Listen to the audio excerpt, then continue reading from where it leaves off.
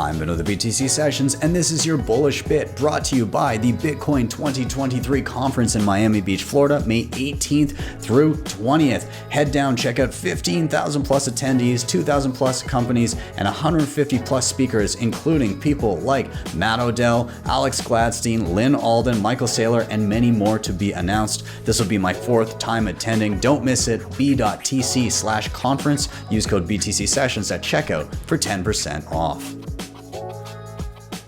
Yeah, I'm bullish on the people, man.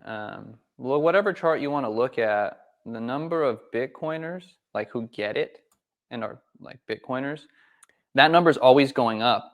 And another reason why you want to get in touch and connect with Bitcoiners because it's a fucking super smart group of people. So the video that I put out today, that Mr. President Nayib Bukele tweeted, and there's a gentleman there from South Africa, the guy that did Manchankura, which is helping people send and receive Bitcoin over, feature phones, flip phones with no internet. And he was talking about how Bukele and El Salvador inspired him. And the film I made on El Salvador would not exist if that didn't happen either. And so, especially with El Salvador, the mainstream news will say Bitcoin failed there. And it's obviously, just in tourism dollars and foreign investment alone, it's a major, major win. But what you cannot quantify are all of the people that had a fire lit underneath them and are working hard on things you don't even know about yet.